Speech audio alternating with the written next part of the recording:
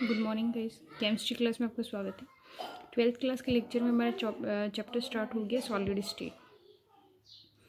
In last class we have discuss the general properties of solid and basic properties of solid, in which we have seen the many properties, and we also explained the basic structure of solid.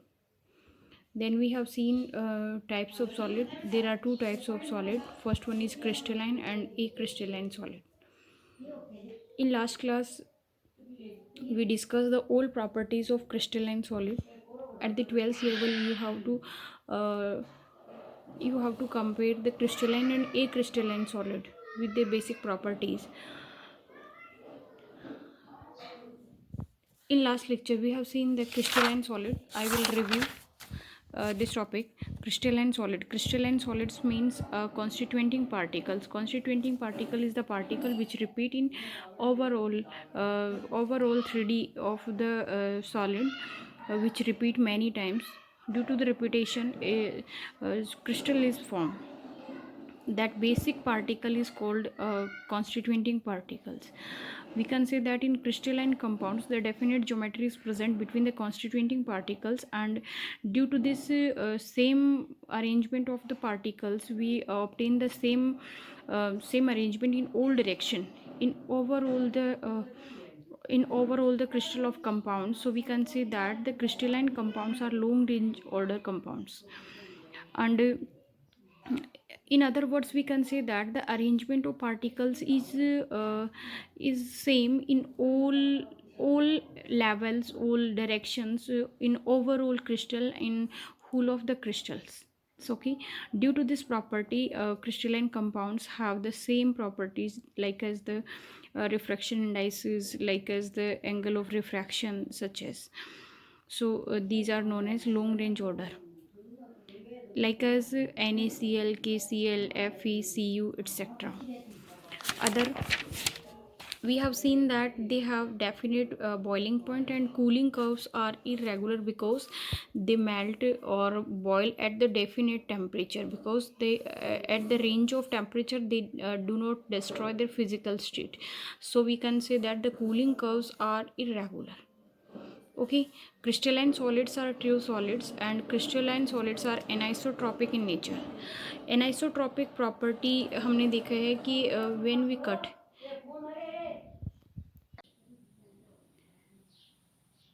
acrystalline solids,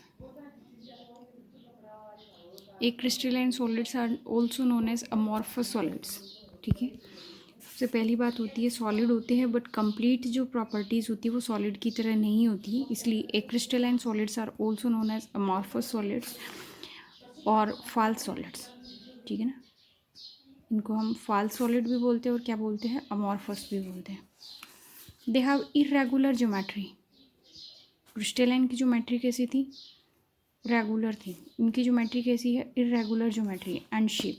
okay, क्योंकि जो particles होते हैं कॉन्स्टिट्यूएंटिंग particles, उनके बीच में कोई proper arrangement नहीं होता है, और प्रॉपर अरेंजमेंट नहीं होने की वजह से इनके बीच में जो ज्योमेट्री होगी वो कोई प्रॉपर अरेंजमेंट के थ्रू नहीं हो रही है, इरेगुलर ज्योमेट्री हो रही है। Short range order arrangement is present. Irregular geometry है तो जिस भी डायरेक्शन में चलते हो वो जो अरेंजमेंट चल रहा है ना, जिस भी डायरेक्शन में चल रहे हो जो अरेंजमेंट चल रहा है वो बहुत वाइड रेंज तक नहीं चलता है। उसके बाद में क्या होता है, बार बार हर डायरेक्शन में जाने पर अलग अलग फोर्सेस, अलग अलग तरह की बाइंडिंग पार्टिकल्स का साइज़, उनका अरेंजमेंट, उनका पैकिंग, सब कुछ क्या होती है, अलग अलग होती है। इस वजह से जो एक ही पैटर्न होता है वो बहुत रेंज तक नहीं चल पाता है, बहुत लॉन्ग डिस्टेंस तक नहीं चल पाता है, इसलिए इसको बोलते हैं हम शॉर्ट रेंज ऑर्डर, है ना, शॉर्ट रेंज ऑर्डर बोलते हैं इसको हम। ठीक है, शॉर्ट रेंज ऑर्डर बोलते हैं इसको। ठीक है, तो short range order arrangement is present किसमें, एक क्रिस्टलाइन सॉलिड्स की प्रॉपर्टी चल रही है, जबकि उसमें क्या था, लॉन्ग रेंज ऑर्डर था। Because in whole crystal there are different arrangement are present in different directions, क्योंकि अलग अलग डायरेक्शन में जाने पर जो ऑर्डर मिल रहा है वो अलग अलग मिल रहा है, इसलिए ये क्या होते हैं, शॉर्ट रेंज ऑर्डर होते हैं। वो फिनोमिना ज़्यादा लॉन्ग टाइम तक नहीं चलता है। Repetition moves at very small distance, कि जो रिपीटेशन होता है वो बहुत ही कम दूरी तक चल पाता है, कि जो एक सीक्वेंस चल रहा है इसके बाद ये तो ये बहुत दूर तक नहीं चल पाता है, सबका अलग अलग अरेंजमेंट होता है, इस वजह से इसको हम बोलते हैं short range order is present here. ठीक है, तो एक क्रिस्टलाइन सॉलिड्स के लिए मैंने सबसे पहली लाइन क्या बोली है, these are known as amorphous solid, first बात। दूसरी, इसको हम फाल सॉलिड भी बोलते हैं। तीसरी बात मैंने बोली है इर्रेगुलर ज्योमेट्री होती है, शेप होती है। इसके बाद हमने देखा है कि ये जो एक क्रिस्टलाइन सॉलिड्स होते हैं वो क्या होते हैं, आइसोट्रॉपिक होते हैं नेचर के अंदर। आइसोट्रॉपिक नेचर का मतलब ये होता है कि इनकी जो कट होती है, जो क्लीवेज होती है, वो हर डायरेक्शन में इरेगुलर ही मिलती है, किसी में सेम नहीं मिलती है, इसलिए इसको अपन बोलते हैं आइसोट्रॉपिक इन नेचर। और नेक्स्ट हमने देखा है कि इसके अंदर शॉर्ट रेंज ऑर्डर है। शॉर्ट रेंज ऑर्डर का मतलब है कि जो भी अरेंजमेंट प्रेजेंट है पार्टिकल्स के बीच में वो ज़्यादा डिस्टेंस तक नहीं चलता है, इसलिए कम डिस्टेंस तक फॉलो होने की वजह से उसको हम क्या बोलते हैं, शॉर्ट रेंज ऑर्डर होते हैं। दे हैव इनडेफिनेट और इरेगुलर बॉइलिंग पॉइंट, क्योंकि कई बार ऐसा होता है कि क्रिस्टल को टेम्परेचर देने पर वो स्प्लिट हो जाता है, कई बार क्रिस्टल को टेम्परेचर देने पर वो मेल्ट ही नहीं हो पाता, फिजिकल स्टेट चेंज ही नहीं हो पाती। इसलिए इसमें क्या होता है कि इनके जो बॉइलिंग पॉइंट और मेल्टिंग पॉइंट है तो वो टेम्परेचर के साथ में फिजिकल स्टेट चेंज होती जाती है, धीरे धीरे सब्सटेंस मेल्ट होता जाता है और सॉलिड से किसमें लिक्विड की तरफ मेल्ट होता जाएगा। इसलिए क्या बोलते हैं अपन कि इनके बॉइलिंग पॉइंट वगैरह जो होते हैं वो डेफिनेट टेम्परेचर नहीं होते, एक रेंज के साथ चलते हैं, इसलिए इसको अपन बोल रहे हैं irregular boiling point. Cooling curves are regular, कि टेम्परेचर की रेंज के साथ में फिजिकल स्टेट में चेंज आता है, इसलिए अपन उसको बोल रहे हैं कूलिंग कर्व्स क्या होते हैं, रेगुलर होते हैं, जबकि उनके क्या होते हैं, इरेगुलर। क्यों? क्योंकि उनके बॉइलिंग पॉइंट, उनके मेल्टिंग पॉइंट एग्जैक्टली होते हैं और डेफिनेट भी होते हैं। एक crystalline solids behaves as liquid. एक क्रिस्टलाइन सॉलिड जो होते हैं वो कई कंडीशंस के अंदर लिक्विड की तरह बिहेव करते हैं, because they have tends to flow, क्योंकि लिक्विड की एक बेसिक प्रॉपर्टी होती है, वो क्या होती है, लिक्विड में फ्लो की प्रॉपर्टी होती है, जिसको अपन बोलते हैं डिफ्यूजन प्रॉपर्टी होती है। डिफ्यूज़ होने की जो प्रॉपर्टी होगी वो सॉलिड्स में होती है, बट लिक्विड और सॉलिड्स की डिफ्यूज़न प्रॉपर्टी में एक ही बेसिक डिफरेंस होता है कि सॉलिड्स की जो डिफ्यूज़न प्रॉपर्टी होती है उसकी स्पीड बहुत कम होती है।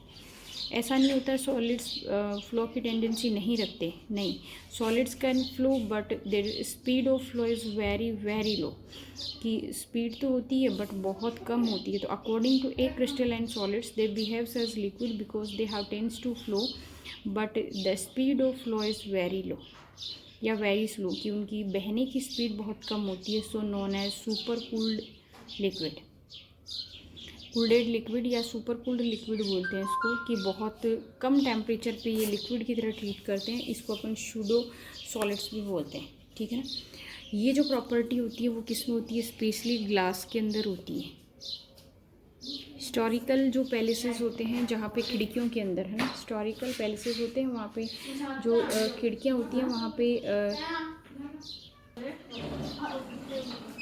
एक क्रिस्टलाइन सॉलिड्स को हम सूडो सॉलिड्स बोलते हैं। क्वेश्चन ये पूछा जाता है जो हिस्टोरिकल पैलेसेस होते हैं उनके अंदर जो खिड़कियाँ लगी होती हैं, विंडोज़ होती हैं, उनके अंदर जो ग्लास होते हैं वो क्या होते हैं, ऊपर से पतले और नीचे से मोटे होते हैं ना। पूछा जाता है why the width of glasses in historical palaces are more than the upper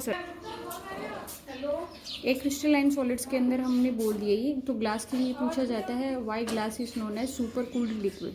glass को सुपर कूल्ड लिक्विड क्यों बोलते हैं, because at very low temperature glass have tends to flow but speed is very low, speed बहुत कम होती है लेकिन बहते ज़रूर हैं, इसलिए उनकी धीरे धीरे टाइम के साथ में विड्थ जो होती है वो लोअर सरफेस पे ज़्यादा और अपर सरफेस पे कम हो जाती है ना, इसलिए हम ग्लास को क्या बोलते हैं, सुपर,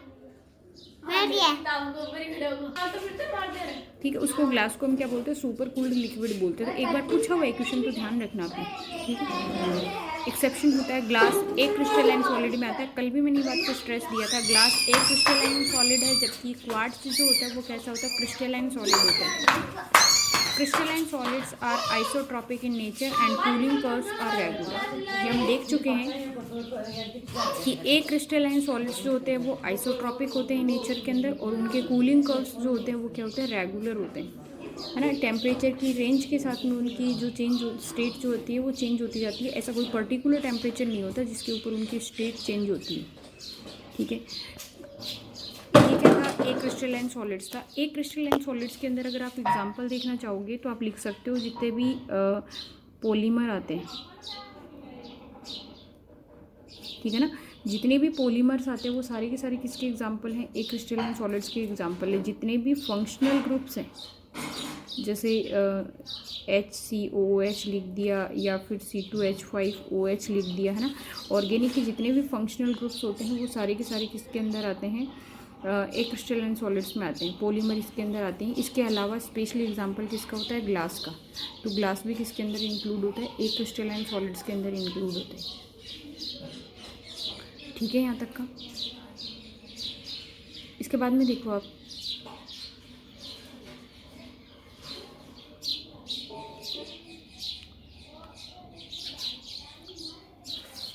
इसके बाद में आपसे पूछा जाता है what is the difference between crystalline and a crystalline solid. कि बेसिकली क्वेश्चन यहाँ से ये भी पूछा जाता है क्रिस्टलाइन और एक क्रिस्टलाइन सॉलिड में क्या डिफरेंस है। तो वैसे अपन अलग अलग तो इसको पढ़ चुके हैं इस चीज़ को कि क्रिस्टलाइन कंपाउंड्स ये होते हैं, एक क्रिस्टलाइन ये होते हैं, क्रिस्टलाइन में ये प्रॉपर्टी होती है, क्रिस्टलाइन में ये होती है। पर अभी हमको कंपैरेटिवली देखना है ताकि आप लोगों को दोनों चीज़ें जो भी हैं, जहाँ पे भी कन्फ्यूज़न था वो क्लियर हो जाएगा, ठीक है। इसके बाद अपन देखते हैं, स्टार्ट करते हैं क्रिस्टलाइन और एक क्रिस्टलाइन। एक तरफ मैं प्रॉपर्टीज़ लिख रही हूँ, दूसरी तरफ दोनों की प्रॉपर्टी को लिख रही हूँ, क्रिस्टलाइन में क्या होनी चाहिए और एक क्रिस्टलाइन में क्या होनी चाहिए, ठीक है। अब देखो आप कंपाउंड्स जो हैं उनके अंदर क्रिस्टलाइन कंपाउंड्स के बीच में डिफरेंस देखो। सबसे पहला है ज्योमेट्री, है ना। ज्योमेट्री के अंदर, ठीक है, सबसे पहले अपन डिस्कस करते हैं ज्योमेट्री का। क्रिस्टलाइन कंपाउंड्स की ज्योमेट्री कैसी होती है, डेफिनेट होती है। और एक क्रिस्टलाइन कंपाउंड्स की ज्योमेट्री कैसी होती है, इंडेफिनेट होती है ना। पहले की डेफिनेट होती है, दूसरी की कैसी होती है, इंडेफिनेट होती है। ध्यान रखना आपको कि compounds which have definite geometry are called crystalline compound और which have indefinite geometry that is called एक क्रिस्टलाइन कंपाउंड। दूसरा होता है इंटरनल ज्योमेट्री, है ना। इंटरनल ज्योमेट्री के अंदर आती है रेगुलर ज्योमेट्री। रेगुलर ज्योमेट्री होती है किसके बीच में, बिटवीन द कॉन्स्टिट्यूएंटिंग पार्टिकल्स। बिल्कुल सेम ज्योमेट्री होती है, रेगुलर टर्म्स होती हैं उसके अंदर प्रेजेंट होती है। रेगुलर ज्योमेट्री अगर होगी तब उसको बोलते हैं अपन क्रिस्टलाइन कंपाउंड। और एक क्रिस्टलाइन कंपाउंड होता है उसमें इररेगुलर एंड इंडेफिनिट ज्योमेट्री होती है। कुछ भी डेफिनेट नहीं होता, कुछ भी अप्रोप्रिएट नहीं होता, उसमें सब कुछ क्या होता है, इररेगुलर होता है। मेल्टिंग पॉइंट जब क्रिस्टलाइन कंपाउंड्स की ज्योमेट्री रेगुलर है, डेफिनेट शेप है, तो उनके जो बॉइलिंग पॉइंट भी होते हैं वो भी क्या होते हैं, डेफिनेट होते हैं। हम डिसाइड कर सकते हैं कि इस पॉइंट पे उनका टर्निंग पॉइंट होता है। जबकि एक क्रिस्टलाइन कंपाउंड्स के अंदर इरेगुलर ज्योमेट्री और इरेगुलर अरेंजमेंट की वजह से इनके जो मेल्टिंग पॉइंट होते हैं वो कैसे होते हैं, इंडेफिनेट होते हैं। नेक्स्ट आती है नेचर के अंदर क्या होता है, ये रियल सॉलिड की तरह ट्रीट करते हैं, इसलिए अपन इनको बोलते हैं ट्रू सॉलिड्स। जबकि ये क्या होते हैं, कुछ कंडीशंस में सॉलिड की तरह ट्रीट करते हैं, बट टेम्परेचर के साथ में इसके अंदर रेंज में क्या होता है, फिजिकल स्टेट डिस्ट्रॉय हो जाती है, इसलिए अपन इनको बोलते हैं सुपर कूल्ड लिक्विड या फिर सूडो सॉलिड्स भी बोलते हैं इनको, ठीक है। नेक्स्ट जो होती है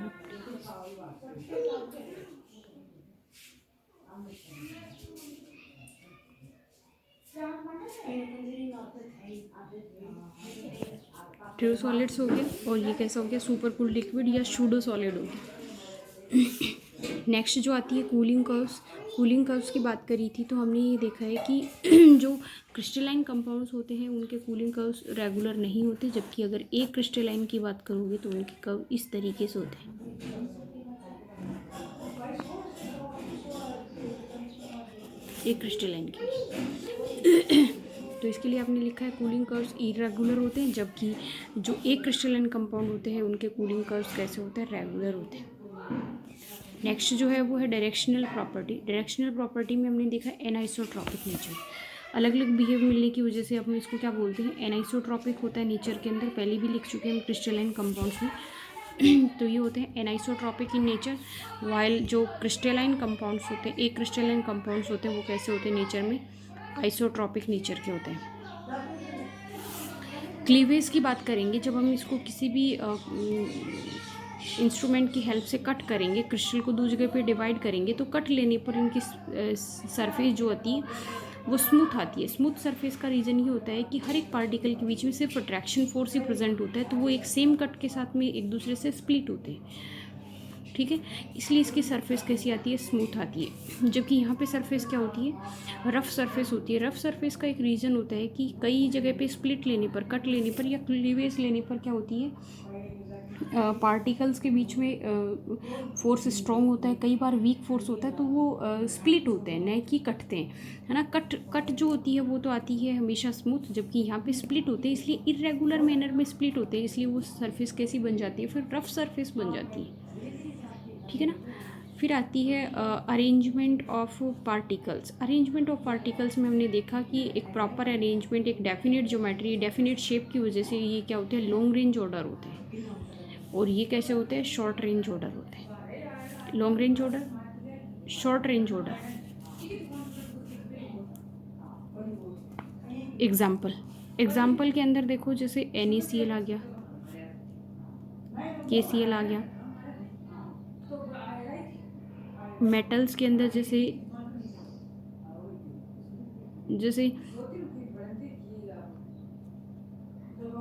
Na ले लो, जैसे Cu ले लो, Zn ले लो, इसके अलावा क्वार्ट्ज ले लो,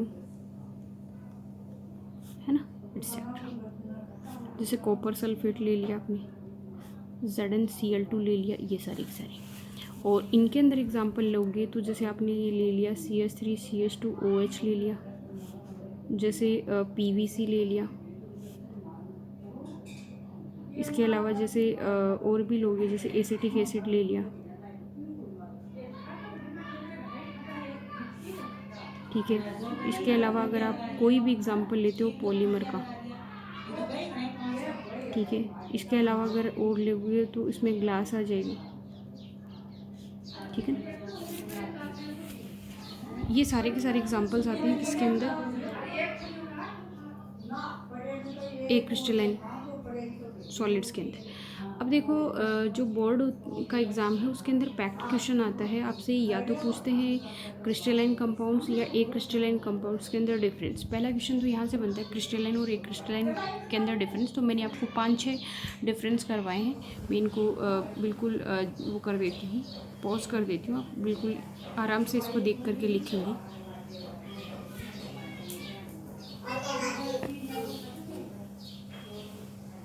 ठीक है। इसके बाद में देखो यहाँ से अगर क्वेश्चन नहीं बन पाता है तो देन अगला क्वेश्चन बनता है क्लासिफिकेशन ऑफ क्रिस्टलाइन सॉलिड्स। आगे मैंने आपको यही बताया था कि आप लोगों को एक क्रिस्टलाइन सॉलिड्स बहुत नहीं पढ़ने, सिर्फ इतना ही देखना था क्रिस्टलाइन और एक क्रिस्टलाइन में डिफरेंस क्या है। आगे जो फर्दर क्लासिफिकेशन है वो किसके लिए पढ़ना है आपको, क्रिस्टलाइन सॉलिड्स के लिए पढ़ना है। क्रिस्टलाइन सॉलिड्स का जो क्लासिफिकेशन है वो आएगा on the basis of nature of bonding, कि पार्टिकल्स के बीच में किस तरह की बॉन्डिंग है, उसके बेसिस पे क्रिस्टलाइन कंपाउंड्स कितनी टाइप के होते हैं, ठीक है ना। कॉन्स्टिट्यूएंटिंग पार्टिकल्स के बीच में किस तरह की बॉन्डिंग है उसके बेसिस पे क्रिस्टलाइन कंपाउंड्स। तो एक तो है मॉलिक्यूलर कंपाउंड्स, जिसके अंदर बार बार रिपीटेशन किसका होगा, कॉन्स्टिट्यूएंटिंग पार्टिकल क्या होगा, मॉलिक्यूल होगा। दूसरा होता है आयनिक सॉलिड्स, तो ऐसे कंपाउंड जिनके बीच में आयनिक बॉन्ड प्रेजेंट होगा तो उसको आप बोलोगे आयनिक सॉलिड्स।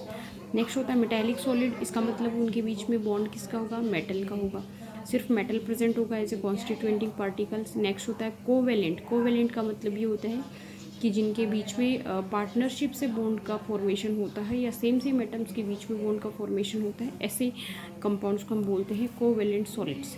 1 बाय 1 करके हम क्या करेंगे, सारे कंपाउंड्स को पढ़ेंगे। अगला जो क्वेश्चन आता है इस टॉपिक में से बनता है, यहाँ से अगला आपसे यही क्वेश्चन पुट करता है, जैसे मॉलिक्यूलर का एग्जांपल आपसे आएगा, जैसे आइस वगैरह हमने ले लिया है ना, ड्राई आइस लिया है, इस तरीके से आयनिक कंपाउंड, मेटेलिक और कोवेलेंट, इनके सारों की मिक्सअप करके एग्जांपल देता है और वो आपसे अलग अलग सेपरेट करवाता है ना।